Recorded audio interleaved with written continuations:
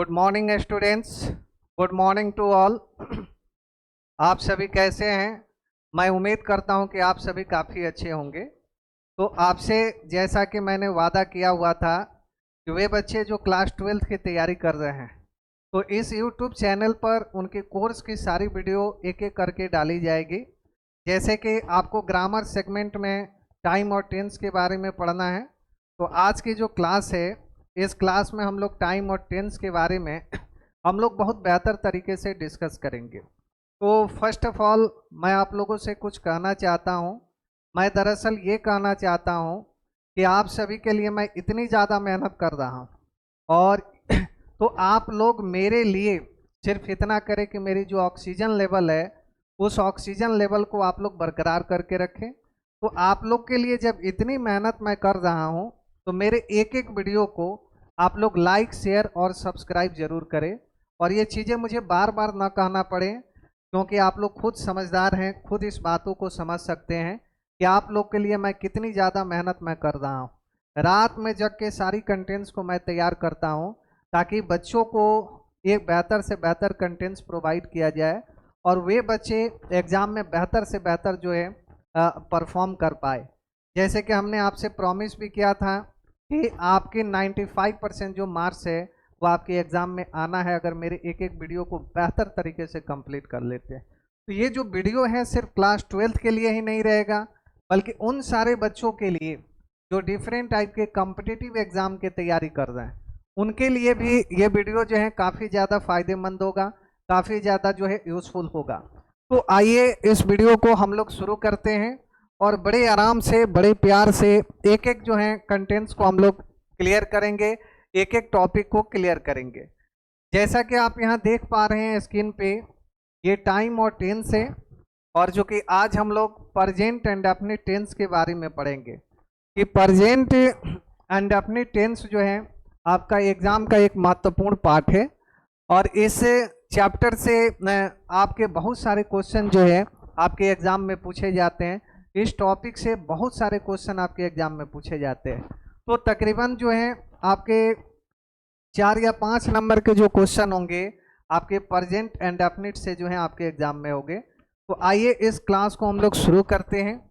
जैसे यहाँ आप स्क्रीन पे देख पा रहे हैं बच्चों कि ये प्रेजेंट एंड डेफिनिट टेंस। मैं बार बार बच्चों को एक ही बात बताता हूँ कि किसी भी टेंस को यदि आपको आइडेंटिफाई करना है, किसी भी टेंस को यदि आपको पढ़ना है या समझना है, तो फॉर्म्स ऑफ दी जो वर्ब है उसको आप देखकर आप अच्छी तरीके से आइडेंटिफाई कर सकते हैं। जैसे आप देख लीजिए, यहाँ आपका क्या लिखा हुआ है मेरे बच्चों, MV1 लिखा हुआ है, और यहाँ क्या लिखा हुआ है आपका MV5 लिखा हुआ है। तो ये बात आप जान लें कि MV1 और MV5 ये दरअसल प्रेजेंट एंड डेफिनिट टेंस के साथ में आते हैं। तो जहाँ भी आपको MV1 दिखाई देता है और जहाँ भी आपको MV5 दिखाई देता है, तो आप एश्योर हो जाइए कि वह जो टेंस होगा दरअसल आपका प्रेजेंट एंड डेफिनिट टेंस होगा। तो यहाँ आपने देखा कि सबसे पहले हम क्या करते हैं मेरे बच्चों, सब्जेक्ट को हम लोग क्या करते हैं, लिखते हैं। उसके बाद यहाँ क्रिया का पहला रूप है, और ये क्रिया का जो है 5वां रूप, जिसे हम लोग 5th form of the verb कहते हैं। उसके बाद हम लोग क्या लिखते हैं, ऑब्जेक्ट लिखते हैं। ये दरअसल आपका प्रेजेंट एंड डेफिनिट का स्ट्रक्चर है। जैसे अब इस स्ट्रक्चर को आप समझ गए कि कब हम MV1 का यूज करेंगे और कब हम MV5 का यूज करेंगे, तो आपको मैंने बताया था कि सब्जेक्ट के अनुसार हम लोग क्या करते हैं, वर्ब का हम लोग यूज करते हैं। इसका मतलब क्या हुआ मेरे बच्चों कि जैसा आपका सब्जेक्ट होगा उसी के अकॉर्डिंग हम लोग वर्ब का प्रयोग करते हैं। यदि आपका सब्जेक्ट यदि सिंगुलर है तो हम सिंगुलर वर्ब का यूज करेंगे, और यदि आपका सब्जेक्ट यदि प्लुरल है तो ये कान में आप लोग ध्यान से सुने, उसके साथ हम लोग प्लुरल वर्ब का ही प्रयोग करेंगे। तो सब्जेक्ट के नेचर के अनुसार हम लोग वर्ब का क्या करते हैं, प्रयोग करते हैं। और आपको मैंने ये भी पढ़ाया हुआ था कि MV1 जो होता है, अगर हम MV1 की बात करें तो ये हमेशा आपका क्या होता है मेरे बच्चों, प्लुरल होता है।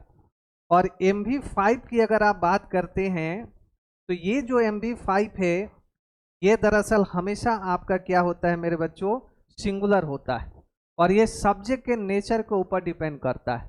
सिंपल सी बात है कि सब्जेक्ट यदि आपका सिंगुलर रहेगा तो हम सिंगुलर वर्ब का प्रयोग करेंगे, और सब्जेक्ट यदि प्लुरल रहेगा तो हम उसके साथ में प्लुरल वर्ब का प्रयोग करते हैं।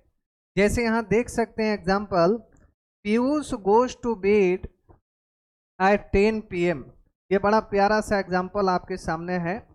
इसमें आप देख सकते हैं कि अगर हम पीयूष की अगर हम बात करते हैं तो पीयूष चूंकि ये आपका सिंगुलर सब्जेक्ट है, और अभी आपको हमने बताया कि यदि अगर आपका सब्जेक्ट सिंगुलर है तो उसके साथ में हम लोग सिंगुलर वर्ब का क्या करते हैं, यूज करते हैं। जैसे अगर आप गोज की अगर आप बात करते हैं मेरे बच्चों, तो ये दरअसल आपका V5 है, और यहाँ हमने क्या लिखा है कि MV5 जो होता है मेरे बच्चों वह दरअसल आपका सिंगुलर होता है। तो इससे एक बात स्पष्ट हो गई कि जैसा हमारा सब्जेक्ट होगा उसी के अनुसार हम लोग क्या करते हैं, वर्ब का हम लोग यूज करते हैं। अब सेकंड एग्जाम्पल की बात करते हैं, तो यहाँ आप देख रहे हैं कि सब्जेक्ट के रूप में क्या है मेरे बच्चों, ही है, और ही चूंकि ये सिंगुलर माना जाता है इसलिए इसके साथ में जिस वर्ब का प्रयोग किया गया है वह दरअसल आपका सिंगुलर वर्ब। जैसे आप वर्ब देख पा रहे हैं यहाँ पर टेक्स है, और ये दरअसल आपका V5। तो इतनी एग्जाम्पल देने का मेरा मतलब ये था ताकि आप अच्छी तरीके से समझ जाए इस फंडा को कि जैसा आपका सब्जेक्ट होगा उसी के अनुसार हम लोग क्या करते हैं, वर्ब का प्रयोग करते हैं। अगर सब्जेक्ट यदि आपका सिंगुलर हुआ बाबू तो उसके साथ हम सिंगुलर वर्ब का प्रयोग करते हैं, और यदि आपका सब्जेक्ट प्लुरल हुआ बाबू तो उसके साथ में हम लोग प्लुरल वर्ब का प्रयोग करते हैं। जैसे यहाँ पर एक और एग्जाम्पल दिया गया है जो बड़ा प्यारा सा एग्जाम्पल है। यहाँ देखिए क्या लिखा हुआ है, आई लिखा हुआ है। आई चूंकि नेचर में सिंगुलर भी होता है और नेचर में आपका प्लुरल भी होता है, सिंगुलर भी होता है प्लुरल भी होता है। तो नेचर में उसके अनुसार हमें वर्ब का प्रयोग करना है। यहाँ पर आपने देखा आई जो है प्लुरल की तरह बिहेव करता है, इसलिए इसके साथ मेरे बच्चों लीव का प्रयोग किया गया, और ये जो लीव है मेरे बच्चों ये क्या है, आपका V1 है। V1 का मतलब हुआ कि ये प्लुरल वर्ब। ये कंसेप्ट आपको अच्छी तरीके से समझ में आ रहा होगा। मैं फिर से आपको एक बार रिमाइंड कर देता हूँ, इसमें सिर्फ आपको एक ही बात याद रखना है, जैसन हमारा सब्जेक्ट होगा उसी के अकॉर्डिंग हम क्या करेंगे, वर्ब का प्रयोग करेंगे। अगर सब्जेक्ट यदि हमारा सिंगुलर हो गया तो हम सिंगुलर वर्ब का ही प्रयोग करेंगे, और यदि सब्जेक्ट यदि हमारा प्लुरल हो गया तो हम उसके साथ प्लुरल वर्ब का क्या करते हैं, प्रयोग करते हैं। आगे यदि हम बातें करें तो आप देख सकते हैं, यहाँ देख सकते हैं रूल नंबर 1 की अगर हम बात करते हैं, ये बड़ा इंपॉर्टेंट, और यहाँ से हर साल आपके एग्जाम में क्वेश्चन देखने को मिलते हैं। मैंने उसी पॉइंट को पॉइंट आउट किया है जहाँ से हर साल आपके एग्जाम में प्रश्न पूछे जाते हैं।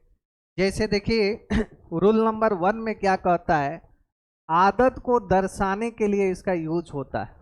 आदत का मतलब आप समझ सकते हैं कि यदि हम हैबिचुअल एक्शन की बात करते हैं हैबिचुअल एक्शन की बात करते हैं तो देखिए इस दुनिया में हैबिचुअल एक्शन को सिर्फ एक ही टेंस जो है आपका दिखाता है।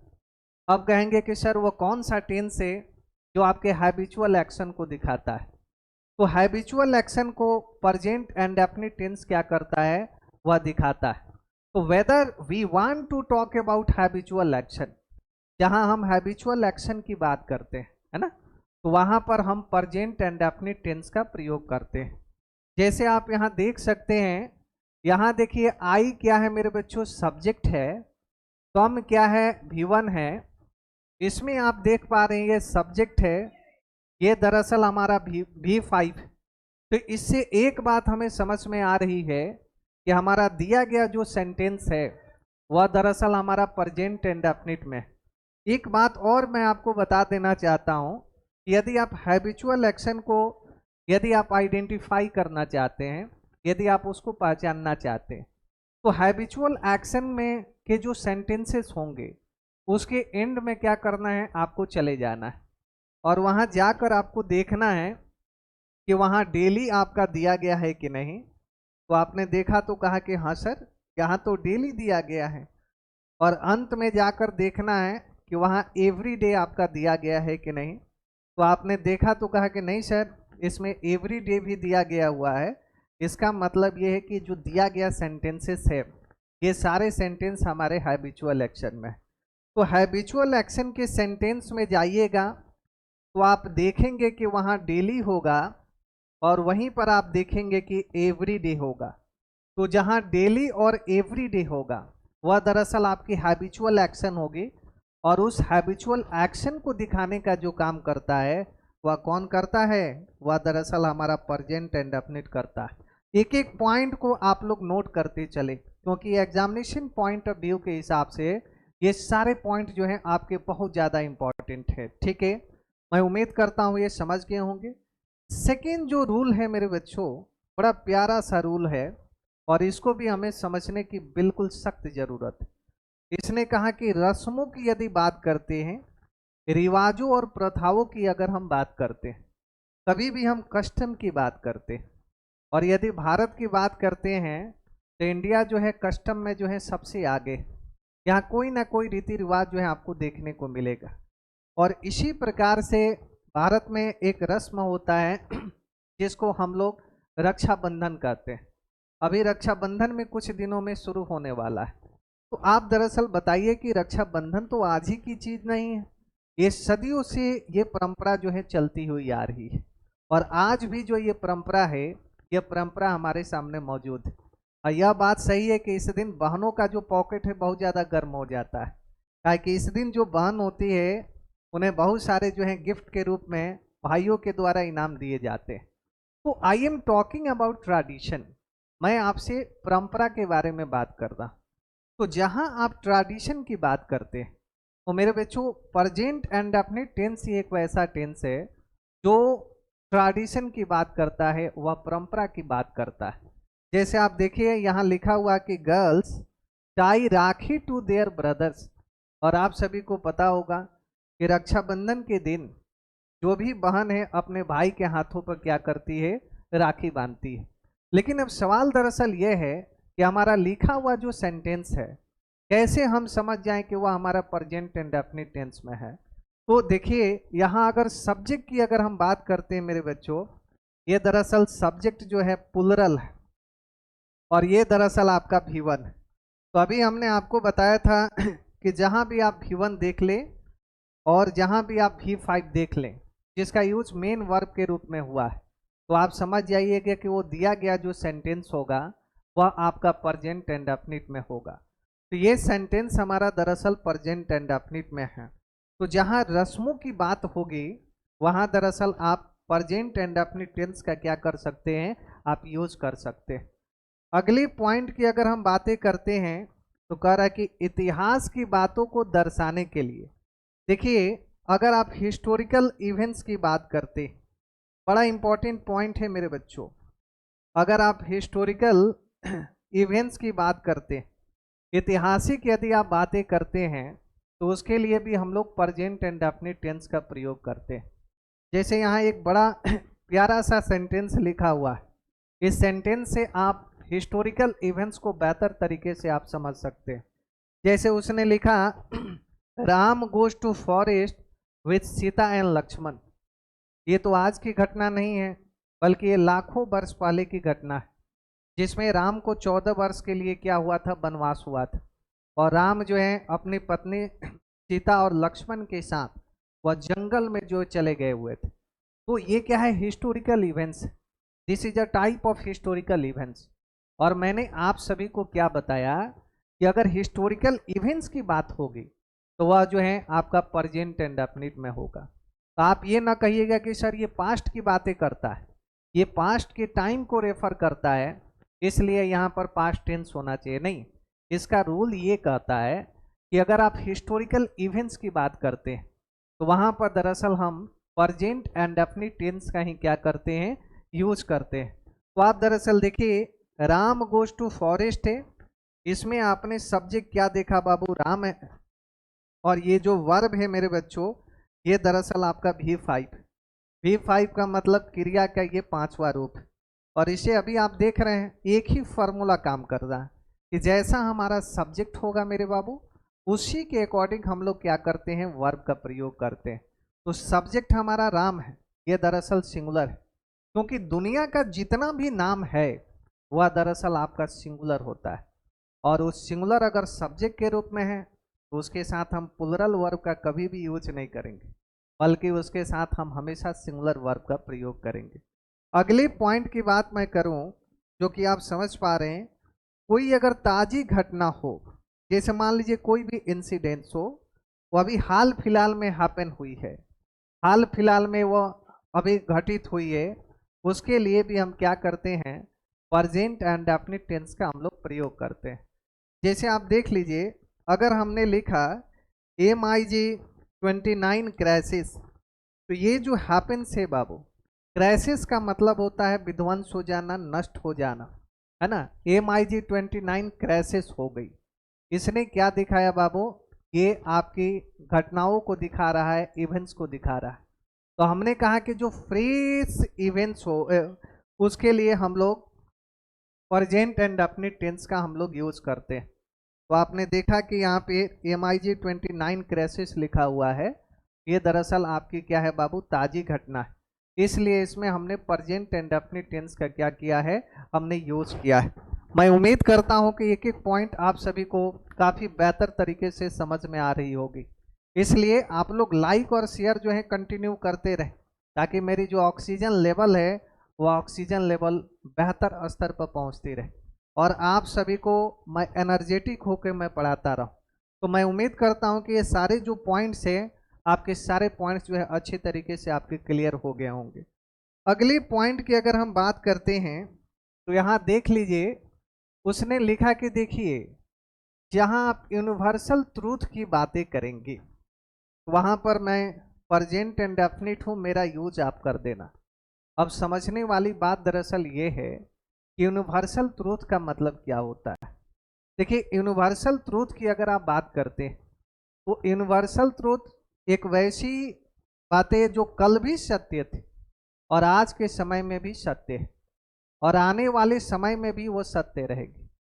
दुनिया का कोई ऐसा अस्त्र और शस्त्र नहीं है जो उस बात को जो है चेंज कर दे।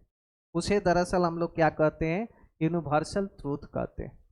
तो whether you want to talk about universal truth, जहां आप यूनिवर्सल ट्रूथ की बातें करते हैं उसके लिए एक ही टेंस का प्रयोग हम लोग करते हैं। वह दरअसल जो टेंस होता है वह आपका प्रेजेंट एंड डेफिनिट टेंस होगा। जैसे आप यहाँ देखिए, यहाँ बड़ा प्यारा सा सेंटेंस लिखा कि the earth moves around the sun, पृथ्वी जो है वह सूर्य के चारों तरफ मूव करती है, घूमती है। ये दरअसल आपका यूनिवर्सल ट्रूथ है। यह कल भी जो है हमारी जो पृथ्वी थी वह सूर्य के चारों तरफ घूमती थी और आज भी हमारी पृथ्वी सूर्य के चारों तरफ घूमती थी, और जब तक ये दुनिया रहेगी तब तक जो है हमारी पृथ्वी सूर्य के चारों तरफ घूमती रहेगी। इसलिए ये क्या है, this is your universal truth. और मैंने आपसे क्या कहा मेरे बच्चों कि जहां आप यूनिवर्सल ट्रूथ की बातें करेंगे वहां दरअसल हम प्रेजेंट एंड डेफिनिट टेंस का यूज करेंगे। इसलिए यहाँ आप देख सकते हैं कि हमारा लिखा हुआ जो सेंटेंस है ये क्या है, प्रेजेंट एंड डेफिनिट में, क्योंकि यहाँ आप देख रहे हैं कि V5 का यूज किया गया है। और मैं बार बार कहता हूँ कि मेन वर्ब के रूप में अगर V1 का यूज कर दिया जाए और V5 का यूज यदि कर दिया जाए तो वह दरअसल जो टेंस होगा वह आपका प्रेजेंट एंड डेफिनिट टेंस होगा। अगला जो पॉइंट आप देख रहे हैं ये भी जो है आपका बड़ा इंपॉर्टेंट पॉइंट। उसने कहा कि भविष्य की वैसी योजना जिनका होना 99% तक निश्चित है। जैसे मान लीजिए आप कोई प्लान करते हैं, प्लान का मतलब तो आप समझ पा रहे हैं। मान लीजिए कि कोई योजना बनाते हैं, जैसे मान लीजिए कि आपके प्रेसिडेंट साहब हैं और वो पटना आने वाले, तो प्रेसिडेंट साहब तो कोई आम आदमी है नहीं, तो उनके लिए क्या करते हैं, हम प्लान बनाते हैं। प्लान मतलब योजना बनाते हैं और वो जो प्लान होता है वह दरअसल 99% तक सटीक होता है, 99% तक जो है आपका सही प्लान होता है।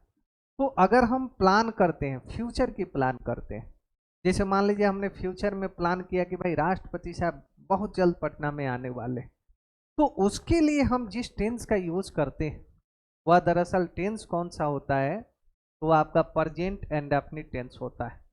जैसे आप देख लीजिए यहाँ लिखा हुआ है कि प्रेसिडेंट विजिट्स पटना सोन। यहाँ देख लीजिए, यहाँ आप द लगा दीजिएगा, क्योंकि आप सभी को पता है कि कोई भी जो पोस्ट होता है वह पोस्ट दरअसल अपने आप में बहुत ज़्यादा खास होता है, और किसी खास पोस्ट के लिए हम क्या करते हैं, डेफिनेट आर्टिकल द का क्या करते हैं, यूज करते हैं। इसलिए आपने यहाँ क्या देखा, ये प्रेसिडेंट है और यहाँ पर हम किसका यूज करेंगे, द का प्रयोग करेंगे। तो ये दरअसल ये आपके प्लान को क्या करता है, ये आपका शो करता है। लेकिन अब सवाल दरअसल ये है, ये कितना परसेंट प्लान को शो करता है। ये दरअसल आपके 99% प्लान को क्या करता है, शो करता है। तो प्रेजेंट इंडेफिनिट ओवरऑल 99% प्लान को क्या करता है, वह आपका शो करता है। इसलिए कभी भी प्लान की अगर बात होगी, फ्यूचर प्लान की अगर बात होगी, तो वहां पर हम लोग प्रेजेंट इंडेफिनिट टेंस का क्या करते हैं, यूज करते हैं। मैं उम्मीद कर रहा हूं कि आप सभी काफी अच्छी तरीके से एक एक पॉइंट को समझ रहे होंगे। अब देखिए, आपके एग्जाम में जो क्वेश्चन पूछे जाते हैं, इस वाले पॉइंट से हर साल जो है आपके एग्जाम में 1 से 2 नंबर के जो प्रश्न हैं वो आपके एग्जाम में देखने को मिलते हैं। हर साल आपके इंग्लिश के पेपर में यहाँ से आपके 1 से 2 नंबर के सवाल पूछते हैं। वह एग्जामिनर के मूड के ऊपर डिपेंड करता है। अब एग्जामिनर जो है कभी 1 नंबर का पूछ लेता, तो कभी क्या करता, 2 नंबर का पूछ लेता। इसके बिना आपके एग्जाम में क्वेश्चन जो है, क्वेश्चन पेपर बनेंगे ही। इसलिए इस पॉइंट को आप जो है बिल्कुल नोट कर लें, और इसको बिल्कुल आप हाईलाइटेड कर ले। क्या कर लेना है, हाईलाइटेड कर लेना है, क्योंकि आपके एग्जामिनेशन पॉइंट ऑफ व्यू से बड़ा इंपॉर्टेंट सेगमेंट। जैसे आप देख लीजिए, कोई भी सेंटेंस अगर आपका दिया गया है और उसमें क्या है, ऑलवेज है, उसमें ऑफन है, नेवर है, शेल्डम है, जनरली है, एवरीडे है और एवरी नाइट, ये सब आपकी एडवर्ब ऑफ फ्रीक्वेंसी है। और इस बात को याद रखें कि इसका जो यूज होता है मेरे बच्चों, यह हमेशा प्रेजेंट एंड डेफिनिट टेंस के साथ में यूज होता है। जैसे मान लीजिए हम ऑलवेज की बातें करते हैं, तो ऑलवेज का जो यूज होगा वह प्रेजेंट एंड डेफिनिट टेंस के साथ में यूज। ऑफन की अगर हम बात करते हैं कि भाई दरअसल आप बताओ कि ऑफन का यूज हम कहाँ करेंगे, तो ऑफन का जो यूज होता है वह भी दरअसल आपके प्रेजेंट एंड डेफिनिट टेंस के साथ में होता है।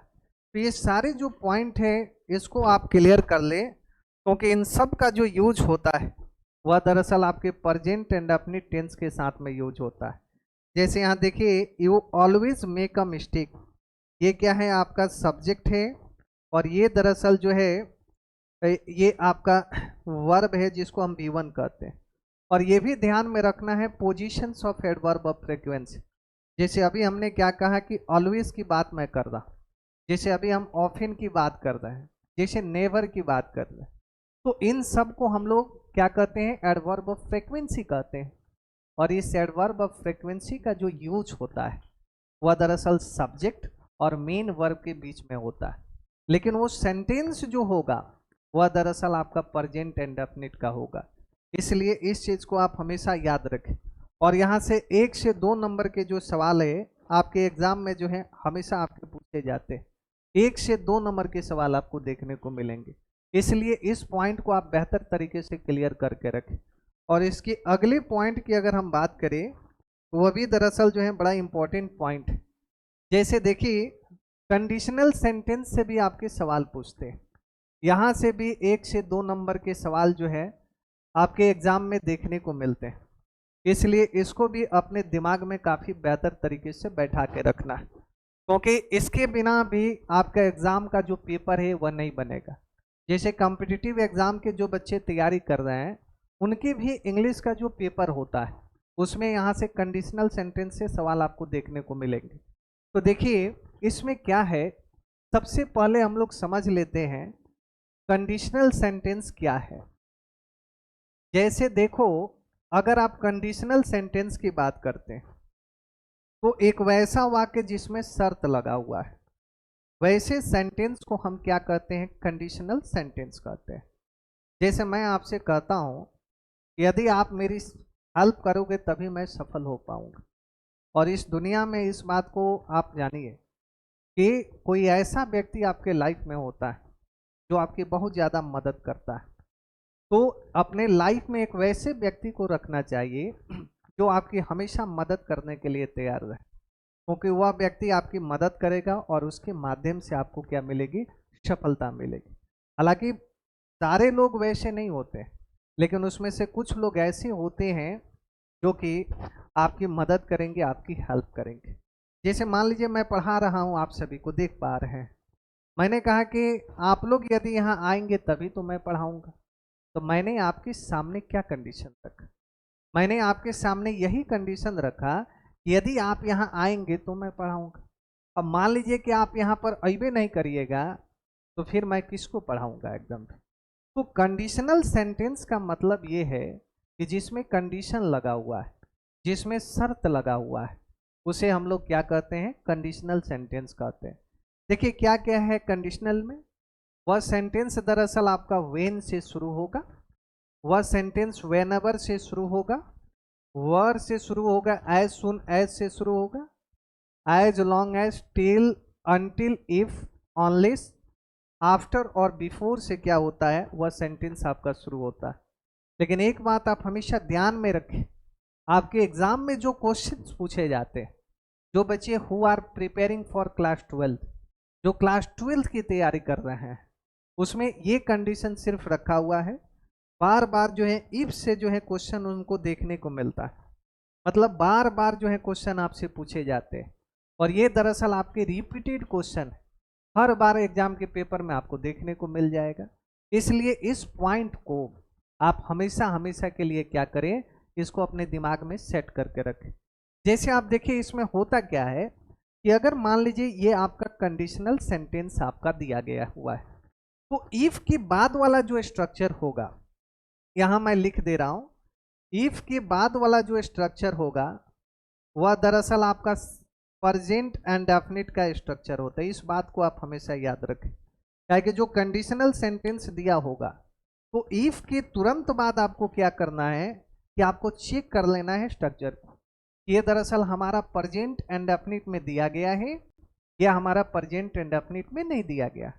ये 100 नहीं 110% श्योर है कि इफ के बाद वाला जो स्ट्रक्चर होगा वह दरअसल हमारा प्रेजेंट एंड डेफिनिट में ही होगा। उसके बाद सेकंड जो स्ट्रक्चर होगा, इसको ध्यान रखना है, सब्जेक्ट होगा, शैल और क्या होगा, विल होगा, और इसके बाद हम लोग V1 और उसके बाद ऑब्जेक्ट का हम लोग यूज करते हैं। तो इसमें दो स्ट्रक्चर आपको देखने को मिलेंगे। पहला जो स्ट्रक्चर होगा वह किस में होगा, that will be in present and definite tense, और दूसरा यदि स्ट्रक्चर होगा तो that will be in future tense, वह आपका दरअसल फ्यूचर टेंस में होगा। जैसे आप चेक करिए, यू की अगर बात करें मेरे बच्चों तो आप उसे बताना कि ये क्या है, सब्जेक्ट है। अगर हेल्प की अगर हम बात करते हैं, ये दरअसल आपका V1 है और ये क्या है, आपका ऑब्जेक्ट। तो हमने चेक किया कि इफ के बाद वाला जो सेंटेंस है वह दरअसल हमारा प्रेजेंट एंड डेफिनिट टेंस में दिया गया है, जो कि बिल्कुल सही है। और इसकी डिमांड क्या है कंडीशनल सेंटेंस की, इसकी डिमांड यही है कि इफ के बाद वाला जो सेंटेंस होगा उसे हम लोग क्या करेंगे, चेक करेंगे। तो हमने चेक किया तो क्या पाया, यह जो सेंटेंस है हमारा ये प्रेजेंट एंड डेफिनिट टेंस में दिया गया है। तो इस बात को आप हमेशा याद रखें, या इसको आप कंफ्यूजन में ना पड़े, आप इस तरीके से भी इस चीज को आप लिख सकते हैं। जैसे आई शैल सक्सीड, यहाँ मिस्टेक हुआ है, इफ यू हेल्प मी, आप ऐसे भी इसको क्या कर सकते हैं, लिख सकते हैं। तो कंडीशनल सेंटेंस को लिखने के दो तरीके, यदि आपका मन करे तो इफ यू हेल्प मी लिख दे, आई शैल सक्सीड लिख दे, या आपका यदि मन करे तो आप क्या करें, I shall succeed if you help me भी लिखे। ये दोनों तरीके से आप लिख सकते हैं। और यहाँ से आपके जो एग्जाम है उस एग्जाम में यहाँ से क्वेश्चन पूछे जाते हैं। एक अगला जो पॉइंट है जो कि आप देख पा रहे हैं, ये देखिए, ये रूल नंबर 9 क्या कहा कि देयर के बाद भी प्रेजेंट एंड डेफिनिट टेंस का यूज होता है। मतलब देयर जो है ये इंट्रोडक्टरी देयर है, अरे यार इसके बाद भी हम किसका यूज करते हैं, प्रेजेंट एंड डेफिनिट टेंस का यूज करते हैं। लेकिन इसका कंडीशन है, कि देयर से जब सेंटेंस की शुरुआत होगी उसके तुरंत बाद क्या करेंगे, हम लोग वर्ब का प्रयोग करते हैं। जैसे यहाँ देखो, यहाँ लिखा हुआ लिप्स, और आपको पता है कि जो लिप्स है ये दरअसल हमारा क्या है, V5, मतलब क्रिया का ये क्या है, 5वां रूप। और मैंने अभी आपसे कहा कि देयर के बाद में हम प्रेजेंट इंडेफिनिट टेंस का क्या करते हैं, यूज करते हैं। लेकिन उसके तुरंत बाद आप देख रहे हैं कि यहाँ क्या है, प्यारा सा जो है आपका सब्जेक्ट है, और इसी सब्जेक्ट के अनुसार हम क्या करते हैं, वर्ब का हम लोग प्रयोग करते हैं। और अभी हम थोड़ी देर पहले चर्चा कर रहे थे कि जैसा हमारा सब्जेक्ट होगा उसी के अनुसार हम लोग क्या करते हैं, वर्ब का प्रयोग करते हैं। तो आप दरअसल देखिए, यहाँ जो मिनिस्टर है ये कैसा सब्जेक्ट, ये दरअसल हमारा सिंगुलर सब्जेक्ट। और अभी हमने आपको क्या बताया कि सब्जेक्ट यदि आपका सिंगुलर हो गया तो उसके साथ में हम सिंगुलर वर्ब का प्रयोग करते हैं। आज सब्जेक्ट यदि हमारा प्लुरल हो गया तो उसके साथ में हम प्लुरल वर्ब का प्रयोग करते हैं। यहाँ सब्जेक्ट हमारा कैसा हुआ बाबू, सिंगुलर सब्जेक्ट है, इसलिए यहाँ पर किसका प्रयोग किया गया, V5 का प्रयोग किया गया, क्रिया के 5वें रूप का प्रयोग किया गया। तो अभी जो मैंने 9 जो कंडीशंस बताए which are applied on present indefinite tense, तो इस बात से आप श्योर हो जाए कि इस पॉइंट से एक भी बाहर जो है आपके क्वेश्चन नहीं आने वाले। प्रेजेंट इंडेफिनिट पर जितने भी क्वेश्चन पूछे जाते हैं इसी पॉइंट के अंतर्गत आपसे पूछे जाते हैं, इसलिए इन सारे पॉइंट को याद नहीं करना है, क्योंकि मैं हमेशा रटाफिकेशन जो मेथड है उसके अपोजिट में रहता।